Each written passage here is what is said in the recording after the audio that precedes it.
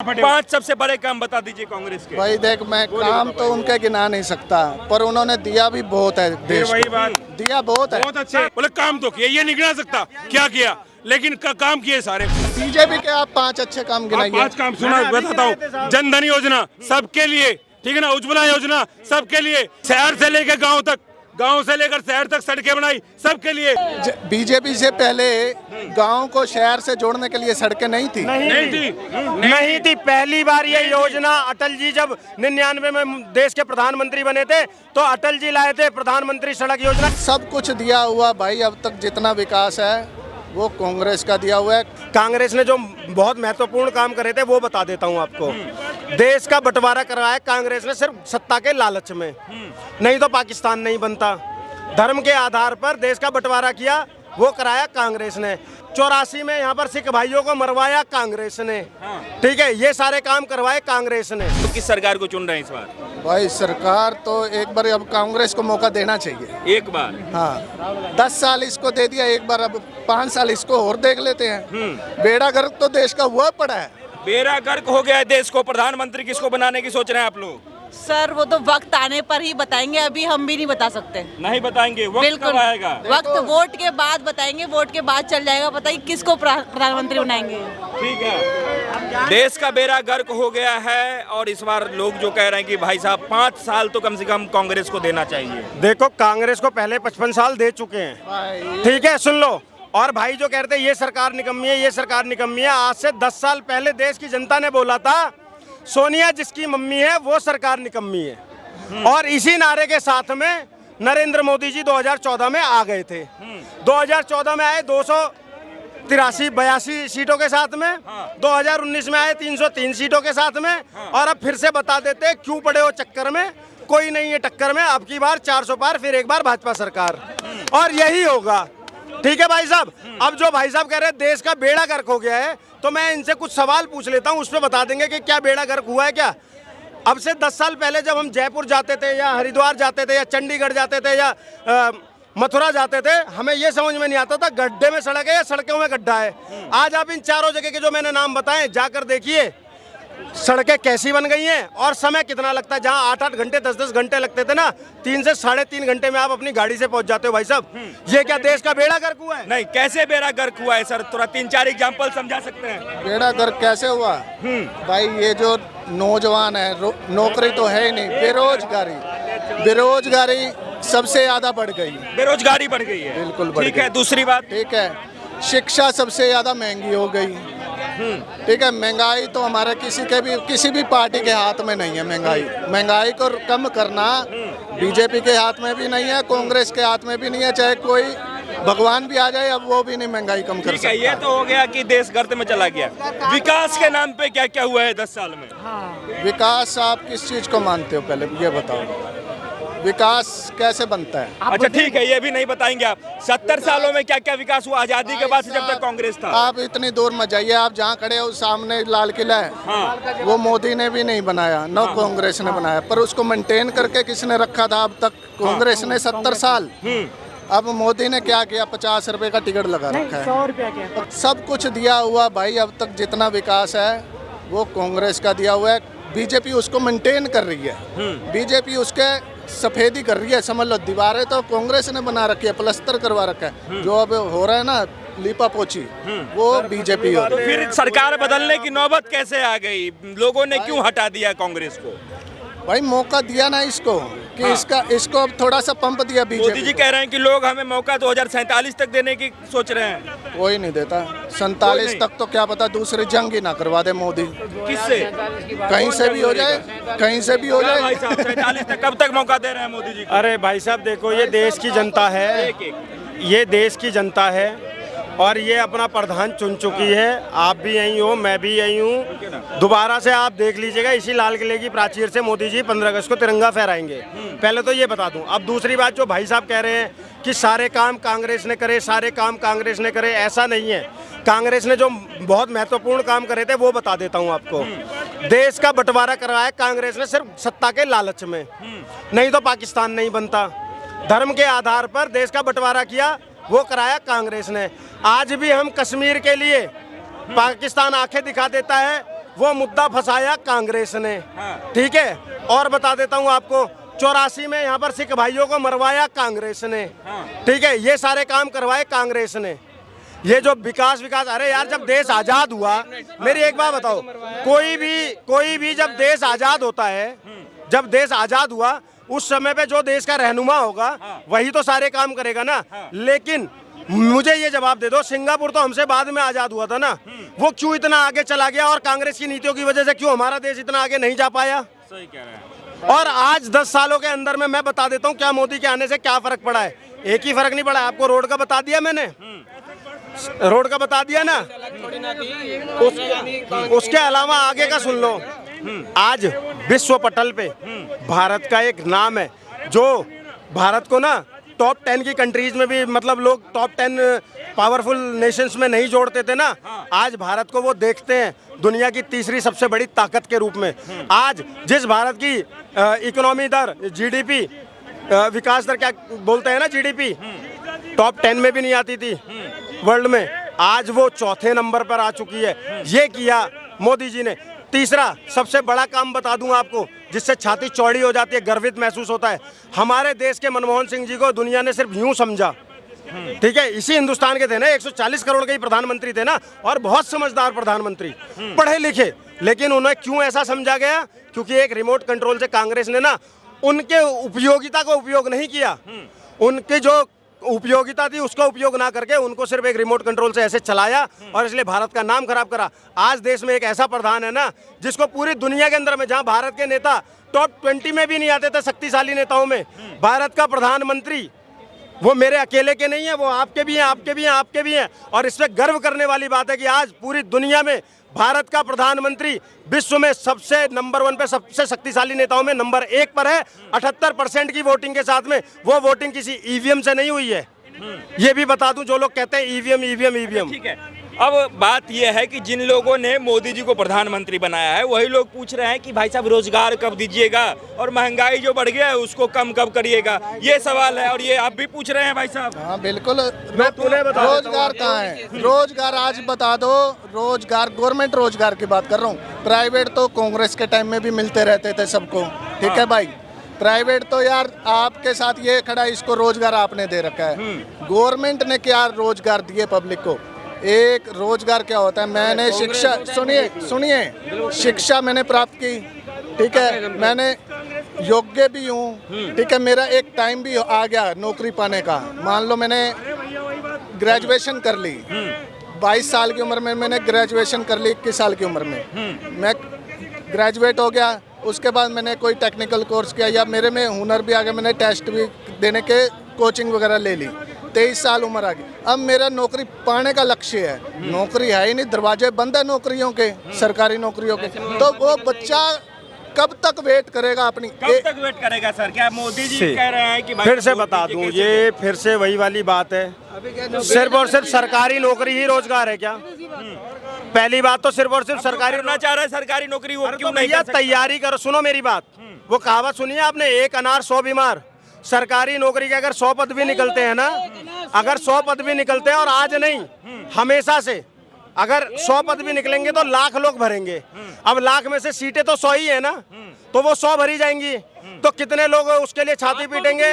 अगर आप सिर्फ सरकारी रोजगार को ही रोजगार मानते हो तो मैं इनकी बात का समर्थन कर दूंगा कि बेरोजगारी है। लेकिन अगर आप बाकी चीजों को देखते हो, प्राइवेट सेक्टर को देखते हो, स्टार्टअप इंडिया को देखते हो, स्किल इंडिया को देखते हो, ठीक है, तो उसके अनुसार में देश में बेरोजगारी सिर्फ उनके लिए है जो करना नहीं चाहते। चीजों को लेकर के क्या लग रहा है कि जो विपक्ष में नेता है, विपक्ष में जो नेता है, उनमें से किसको प्रधानमंत्री बनाएंगे तो ये सारी समस्या खत्म? पहले मैं इस भाई का एक महत्वपूर्ण बात बोल दूं, फिर भाई का जवाब ले लूंगा। एक और महत्वपूर्ण बात बोल दूं, इस बात को आप भी जानते हो, पढ़े लिखे हो, भाई भी जानते होंगे, किसी भी देश की जनसंख्या के अनुपात में, किसी भी देश की जनसंख्या के अनुपात में 2% ही सरकारी नौकरियां दी जा सकती हैं। अगर 2% ये सिर्फ सरकारी नौकरी को अगर रोजगार मानते हैं, मैं कह रहा हूं 2% को अगर पूरे के पूरे को रोजगार दे दिया तो 98% तो फिर भी बेरोजगारी रहेंगे। उसका कैसे जवाब दिया जाएगा? विपक्ष में इतने सारे नेता हैं, किस में आपको लग रहा है कि वो प्रधानमंत्री बनेंगे तो पूरा व्यवस्था जो है ठीक होगा? इस बात में मैं आपके लिए सपोर्ट हूँ। हाँ, एक मिनट। वैसे इस बार मेरे हिसाब से कांग्रेस को मौका दे देना चाहिए। दे देना चाहिए। बिल्कुल देना चाहिए भाई। देखो जब तक सत्ता पलटेगी नहीं ना, सत्ता पलटेगी नहीं तो पलटे, जब सत्ता नहीं पलटेगी तो तानाशाही फैलेगी। जब सत्ता नहीं पलटेगी ना तो तानाशाही फैलेगी। और तो देश में इतने दिन कांग्रेस रहा, क्या तानाशाही कर पाई? हाँ जी, तानाशाही कर पाई कांग्रेस इतने दिन रही तो? नहीं, देश में कांग्रेस रही, उसने कितना कुछ किया वो भी तो देखो। आज तुम कह रहे हो कोई स्ट्रक्चर, हाँ जी, 5 काम गिनाइए, कांग्रेस के 5 काम गिनाइए जिससे बीजेपी के 5 सुनिए, जिससे पक्षपात रहित कार्य हुआ हो, भेदभाव ना हुआ हो, सबको दिया गया हो। मुझे 5 काम गिनाइए कांग्रेस के, 5 काम। बीजेपी के आप 5 अच्छे काम गिनाइए। 5 काम सुना बताता हूँ। जनधन योजना सबके लिए, ठीक है ना, उज्ज्वला योजना सबके लिए, घर घर शौचालय सबके लिए, आवास योजना सबके लिए, ठीक है ना। कितने काम गिनाओ? पीएम निधि सम्मान योजना हर किसान के लिए, ठीक है ना। ग्राम से शहर से लेकर गांव तक, गांव से लेकर शहर तक सड़कें बनाई सबके लिए। बताइए किसके लिए? और सुनिए, अब पूरे देश में जहां जहां जो योग्य विद्यार्थी था उसके लिए मोबाइल दिया, सबके लिए दिया। छोटा बड़ा आंकड़ा पिछड़ा देखकर नहीं दिया, सबके लिए काम किया है। बताओ आप 5 काम कांग्रेस का गिना एक चीज बताओ, इन्होंने कहा कांग्रेस का क्या देश आजाद से लेकर के, सुनिए, देश आजाद, एक प्रश्न और दे रहा हूँ, देश आजाद होने से लेकर के और जब तक सरकार रही कांग्रेस की 65 वर्षों तक एक भी योजना बताई जिसमें बम धमाके ना हुए हो, बम धमाके ना हुए हो। तो क्या देश के अंदर आग ना लगाई हो, अपने हितों को लेकर इमरजेंसी ना लगाई हो। भाई एक चीज बताओ, बीजेपी से पहले गांव को शहर से जोड़ने के लिए सड़कें नहीं थी? नहीं थी। पहली बार ये योजना अटल जी जब 99 में देश के प्रधानमंत्री बने थे तो अटल जी लाए थे प्रधानमंत्री सड़क योजना, जिसके तहत ग्रामीण सड़क योजना के तहत गांवों को सड़कों से जोड़ा गया था। ये अटल जी की वो थी और उसी को आज बढ़ा रहे हैं नितिन गडकरी जी। न सिर्फ सड़कें बना रहे हैं बल्कि हाईवेज इतने बढ़िया बना रहे हैं ना, वर्ल्ड क्लास हाईवेज बना रहे हैं। सर ये 5 काम जो है वो कांग्रेस वाला थोड़ा सा, जो जब देश आजाद होने के बाद 2014 तक 5 सबसे बड़े काम बता दीजिए कांग्रेस के। भाई देख, मैं काम तो उनके गिना नहीं सकता, पर उन्होंने दिया भी बहुत है देश वही को। बात, दिया बहुत है, बहुत अच्छे, बहुत अच्छे। वही बात, एक हमारे एक भाई साहब के ऊपर बात बताता हूँ। एक हमारे लाला जी थे, मजदूरों में लड़ाई हो गई और मजदूरों ने जब उन्होंने कहा गाड़ी दी लाला जी ने गाड़ी देते हो, लाला जी लगा, लाला जी बेहोश, अब मार दिया। बोले भाई कहाँ लगी? जांच कर ली सारी, कहीं लगी। बोले मैं मार दिया। भाई साहब का तो वो काम है ना। बोले काम तो किया, ये नहीं गिना सकता क्या किया, लेकिन काम किए सारे। भैया मैं बताता हूँ क्या काम किया। कांग्रेस ने जंगल का पेड़ उखाड़ा और गमले में लगा दिया, न वो सूखा न वो बढ़ा। ये स्थिति कांग्रेस की रही। एम्स की बात करते हैं, एम्स दिया इन्होंने। एम्स देने वाले ये नेहरू जी विरोध में खड़े थे। वो महारानी थी आपकी ये कोर करके, है ना, आपकी जो पंजाब की महारानी थी, उन्होंने अपनी पैतृक संपत्ति बेच करके एम्स को खड़ा किया था। बताओ। और सुनिए, उनके तो कपड़े भी विदेश से धो के आते थे। जहां कपड़े धोने की व्यवस्था नहीं है, जहां से कपड़े जितने दिन पहनते कचरा डब्बे में डाल देते, वो कई किसी देश में जाके धुलते हैं, वहां वॉशिंग होकर बिकते हैं। वो उनके बाद वहां से कपड़े धुल के आते थे, ताबूतों में कपड़े पैंट प्रेस होकर के आती थी उनकी। क्या कहना चाहेंगे सर, किसको प्रधानमंत्री चुन रहे हैं आप? राहुल गांधी। पहली बात तो राहुल गांधी। दूसरा मौका मिलना चाहिए, दूसरा मौका हर किसी को मिलता है, ठीक है। और रही बात काम की, काम जहाँ तक मैं जानता हूँ, जहाँ तक मैं बड़ा हुआ हूँ, जहाँ तक सिलेंडर पहले तो कितना था, सिलेंडर कैसे था, 700 रुपये सब्सिडी आपको मिलती थी, सब्सिडी मिलती थी। और तब राज किसका था? अब से 10 साल पहले बात। हाँ मिलती थी, कितने का सब्सिडी मिलती थी। सब्सिडी वाला काम तो इन्होंने करा था मोदी के बाद।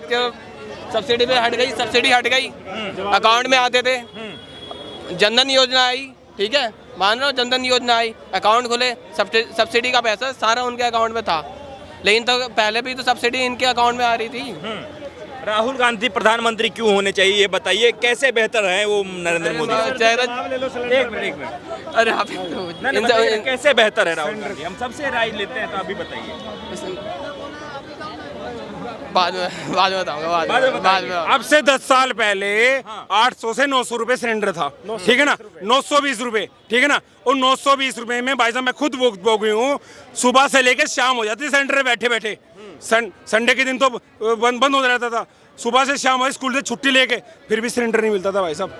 और आज मिस कॉल मारो, मिस कॉल मारते ही सिलेंडर मिल जाता है भाई साहब। 900 रुपए का आज भी है, आज 900 रुपए घर पे आएगा, होम डिलीवरी होती है। और जो गरीब व्यक्ति है उसके लिए, चाहे वो अगड़ा है पिछड़ा है जो भी है, उसके लिए 700 रुपए सिलेंडर है। अब बताओ क्या बढ़ा। और सुनिए, यदि महंगाई बढ़ी है तो इनकम भी बढ़ी है, ऐसा नहीं है। और रही बात भाई की, राहुल की, उसकी, अगर राहुल को प्रधानमंत्री बनाना चाहते हो, किसी गांव का उसको प्रधान बनाओ या तहसील का बनाओ, उसको कुछ सुनो है। अरे भैया मैं क्या कह रहा हूँ, सुनो तो, मुख्यमंत्री बनाओ किसी प्रदेश का और उसको जिम्मेदारी दो, उसको डेवलप करे, उसको वर्ल्ड क्लास बना के दिखाए। कुछ विश्वास तो करे जनता, कुछ करके दिखाओ भैया। चमत्कार को नमस्कार होता है, कुछ ऐसे करे मिल जाएगी। मुंह में चम्मच लेके पैदा होना कोई बड़ी बात नहीं होती। बड़े खानदान में बड़े बड़े लोग हो जाते हैं, ठीक है ना, बड़े वो भी हो गए, लेकिन बुद्धि वही आज भी बच्चों वाली, ठीक है ना। वो खुद कहते हैं मैं पप्पू हूँ भाई साहब, इस बात को कौन, वो खुद कहते हैं पप्पू हूँ भाई साहब। भाई साहब की कमाल देखो यार, लाल किले में मुझे लज्जा उस दिन आई, अगर ये व्यक्ति गलती से इस देश का कहीं सर्वोच्च अधिकार पे मंत्री बन गया तो क्या होगा। बहन के साथ क्या कर रहा था यहाँ, बहन जब खुले में ऐसा कर रहे हैं, अगर अकेले में एकांत में क्या करते होंगे लोग, बहन के साथ जबरदस्ती कर रहा था, ठीक है ना। चीलों को रोजगार वो देते हैं, है ना भैया। बात अगर करें ना, कहाँ जाती है बात। ये लोग अपनी बात पे ठहरते नहीं है, कहते हम पक्के सनातनी हैं, हम ब्राह्मण हैं। श्रावण मास में लालू जी बना करके मांस खा रहे थे, है ना। एक बात कहते थे मदन मोहन मालवीय, जिस दिन ये हिंदुत्व, ये सनातन परखता पे आना शुरू हो जाएगा, अखंडता पे आना शुरू हो, जागृत होना शुरू हो जाएगा, उस दिन लोग कोटों के ऊपर जिन्हें पहनो भाई ने पहना, ठीक है ना। कुल गोत्र का पता नहीं कुछ भी। दत्तात्रेय को दत्तात्रेय जी का कुल गोत्र खुद दूसरा था, दत्तात्रेय गोत्र थोड़ा ना कोई, ठीक है ना। नकली लोग हैं। भाई कह रहा था यहाँ पे लाल किले इसमें रामलीला मैदान में, मैं राहुल सावरकर नहीं हूँ। हमने कहा था बेटा गांधी भी नहीं हूँ, गांधी भी नहीं हूँ, है ना। पीछे की सच्चाई बताने की जरूरत नहीं है, नेट पे सर्च कर लो, असली गांधी भी नहीं है, नकली है।